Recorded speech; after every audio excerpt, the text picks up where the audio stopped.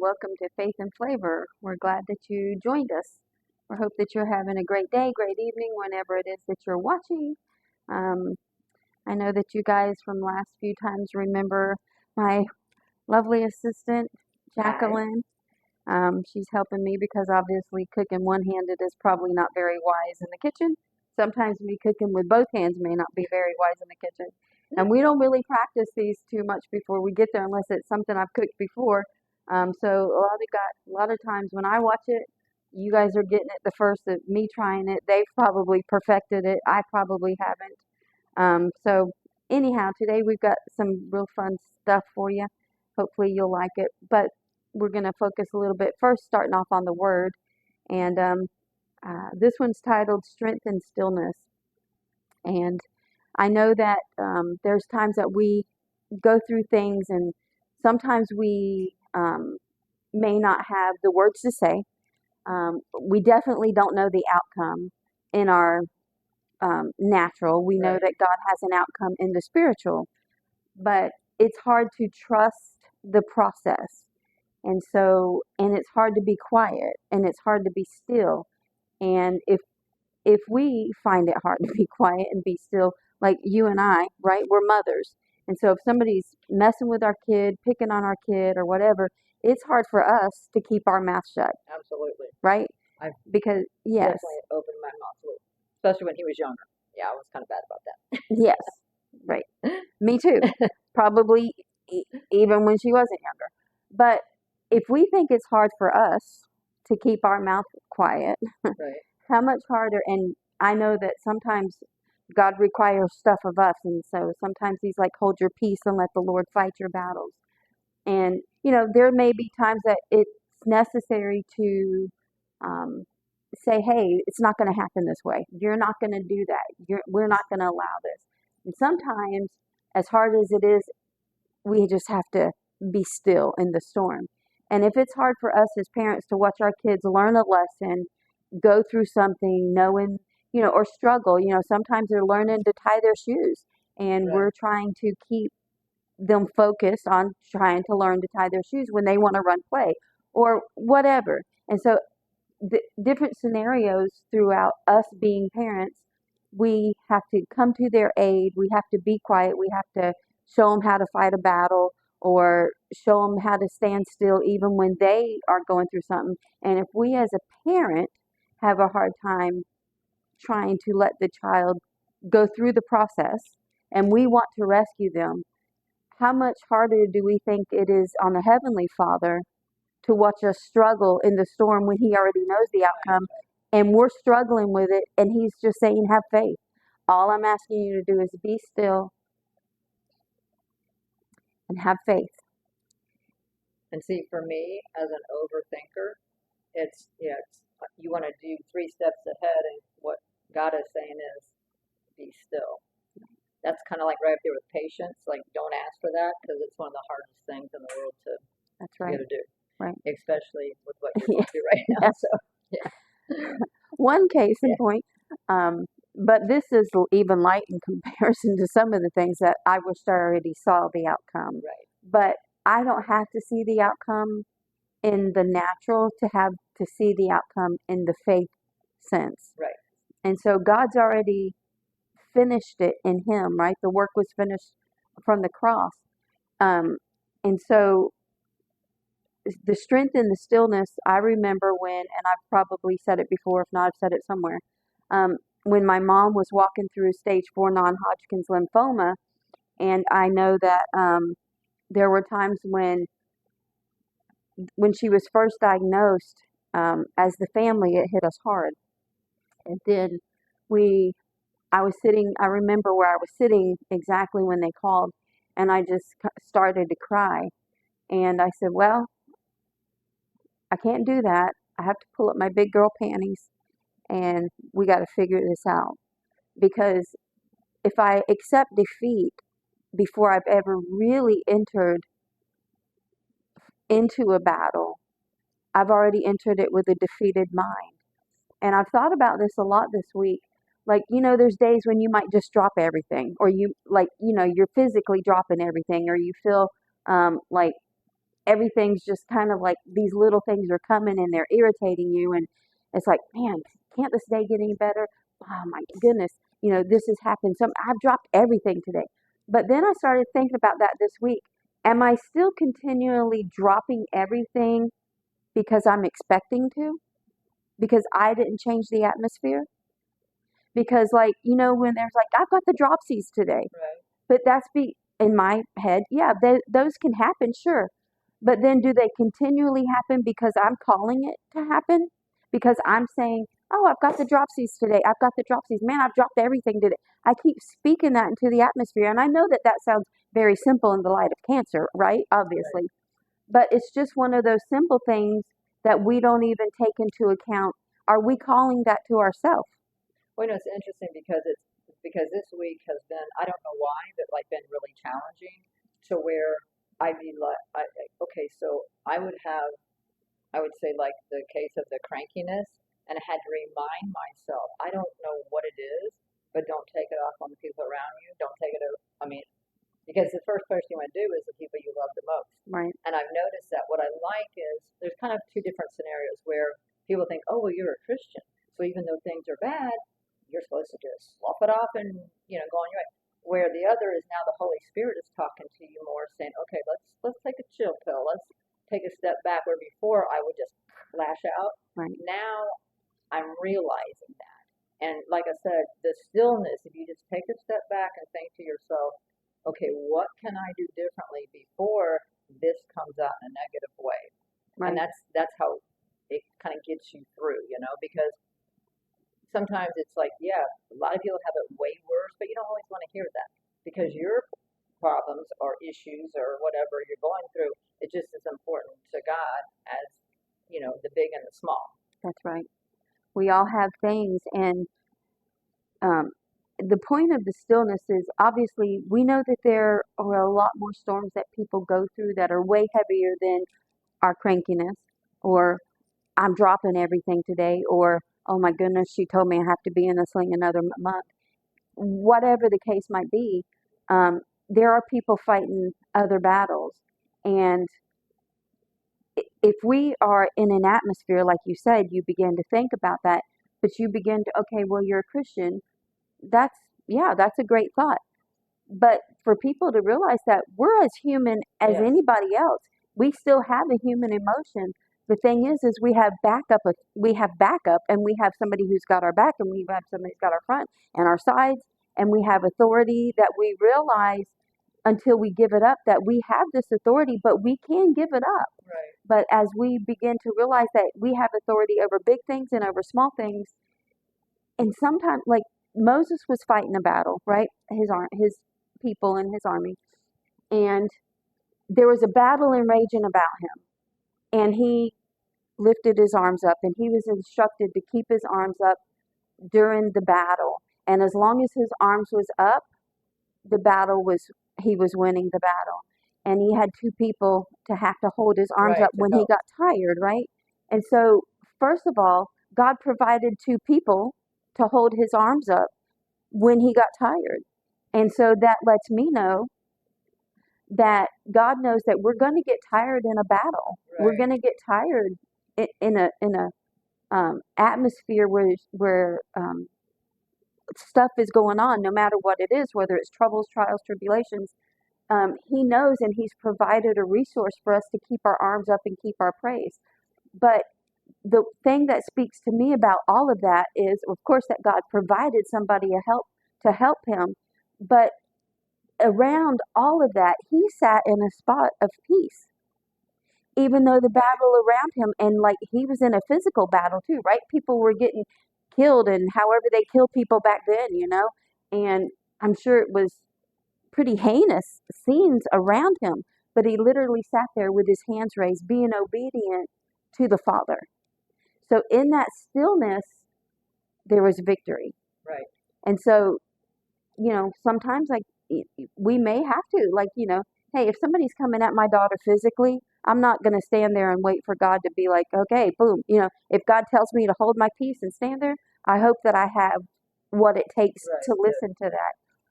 But when we're fighting either spiritual some things in the natural, sometimes we just have to sit back and trust the stillness and trust the process. And And that's the hardest thing because, like, they always say you put on the full armor of God, right? Well, as humans, we have cracks in that armor. And that's why we need the good Lord, but we also need a support system around us that's going to help us, like just allows us keep the arms up because we're not meant to do it by ourselves. that's right. And rely on the resources that are around us, whether it's a pastor, a friend, somebody who you can call to pray, whatever. Rely on that resources that God's put beside us Right. to walk with it through us to help us hold our hands up because He knows we're human and we get tired in a battle. Before we continue that, we're going to go ahead and slip over here to our and most of y'all may not remember if you haven't watched it, you don't know. But Miss Jacqueline here, she's my assistant trying to help me cook, and she doesn't cook, so this is kind of I funny. did turn But the oven on for the first time in a year and made one of our recipes, so that was really cool. So you'll have to So tell me what to turn the burner on because I do not know. so we're gonna turn it on almost high. So does that go on? Okay. Yes. Yep. Right there. And then we're gonna take, and this is one of my most favorite things ever, quite honestly. Because it's already pre-cooked and it's great. So when I'm making eggs and stuff, I don't even have to put butter in there. Not that this is like healthy, but it's a little healthier if I don't have to saturate everything with butter too. And so I use this to facilitate the oil so my things don't stick. So we're just going to take and pour some in there.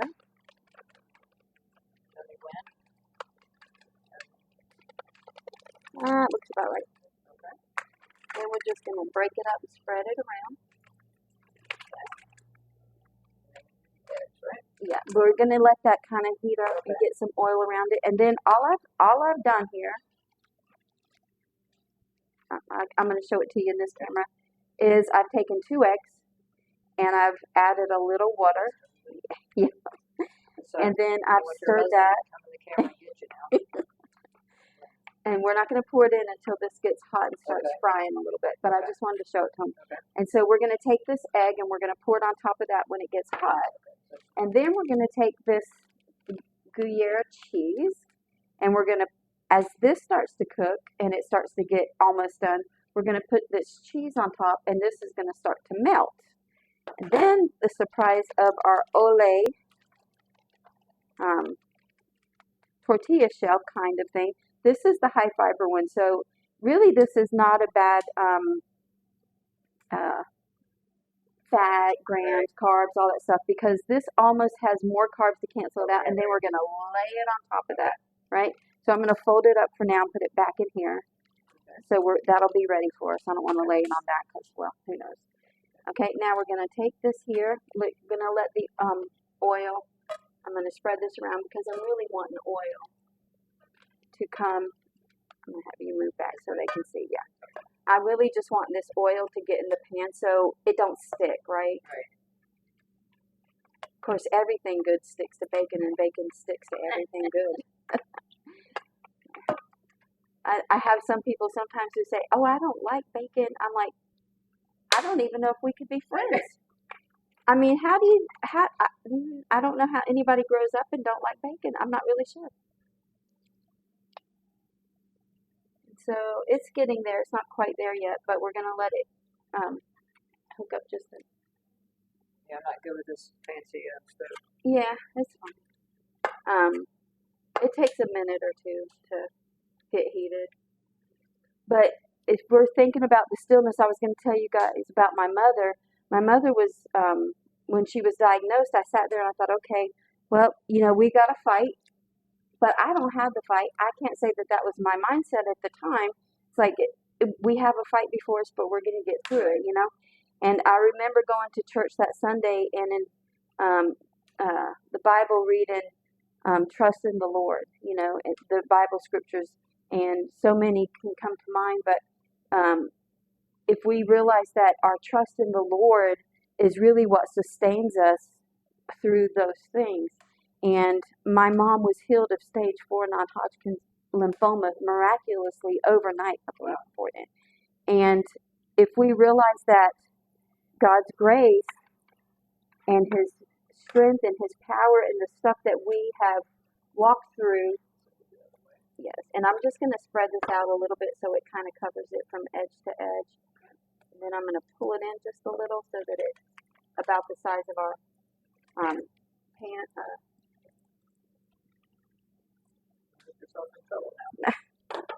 And then as that, we're going to let that cook just a little bit, let it almost get done. Go ahead. And then when it starts doing that, we're going to put that cheese on So top. get a little bit more. Yeah. And then we get little bubbles. So I pop them. Okay. Anyhow, when we're talking about stillness, the points that I want to make here is the enemy loves us to think that being still is being lazy. It's not. It's actually active trusting. We're not quitting. Okay, we can go ahead and put the cheese on there. And as soon as the cheese starts melting, we're going to put that on there. And then we're going to let it sit for a minute. Then we're going to flip it. And hopefully we're going to have all this done in 4 minutes. Stillness is a position of victory. So peace confuses the enemy. It expects you to not panic, but the enemy would expect you to panic and to lash out and to retaliate. But when you hold your peace, you're placing yourself in God's hands, and the enemy can't fight God. And if we realize that being still, we don't know that what God is doing, but we're making so much noise. The enemy's making so much noise that it's hard to be still and hear God. And if we're making the noise with the enemy, with worry and fear and doubt and all of this, we're trying to. I put a little more around the edges. More cheese? Yes. We begin to make so much noise with worry, doubt, and fear that it's hard for us to even hear the still small voice of the Father. And so if we would just, and it's a lot easier said than done, quite obviously, but knowing that He fought for us from the beginning, and before the battle ever even happened, He gave the provision, even just like Moses. He told him what to do when the battle was ensuing, before the battle was ensuing, and He told him what to do during the process of the battle, and that was to keep his hands up. And so if we will keep our hands up in the time of battle, and we're just going to let it just kind of sit and melt in. Okay. And then in a minute, we're just going to flip it, and it will toast that side there That's too. Going to be a challenge. It should be fairly easy. Just flip the whole thing over? Okay.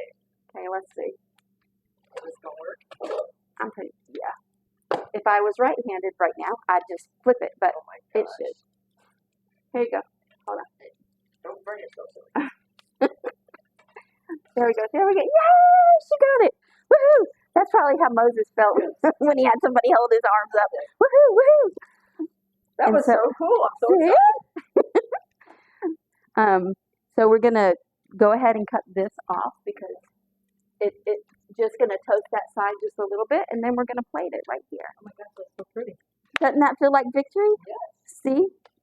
But we were too excited about it. Like it's like Moses when he held his hands up in the okay, we're gonna plate it. Woohoo! It should be about. We good? Or no? I think so. We're Now, just gonna am I take it. You can just take it and flip Am I it gonna out slide there. it right off? Is this going to Yeah. work? Oh Go my ahead goodness. and slide it. Woohoo! I feel like a cook. Our chef. We're right? cooking. We're cooking. We're a Oh my chef. gosh. Okay. Woohoo! Now I'm just gonna flip it over so people can see that it's toasted. Oh my gosh. Isn't that exciting? So anyhow, Jacqueline, you made your first tortilla I'm omelet so excited. That was something. so cool. It was like I when can do that at home. you can. I'm Yes. excited. Yes. Everything goes with bacon. It does. It does. It does. It does. See, if they'd have had bacon out there on the in the wilderness, they probably wouldn't have had any battles. They would have just There you communed over bacon. But anyhow, I hope you guys. Man, that's bacon. Yeah, really. I'm gonna talk to God about that one. But anyhow, I hope you guys got something from the word today, and that if I get anything to you is don't let the anxiety and the stress speak louder than the still small voice. And we do have a tendency as humans to do that when we know that God has already ordained the outcome. Yes. And if He's ordained the outcome and it don't work in your favor, it's working in your favor. We just don't see it. Have a great day on purpose.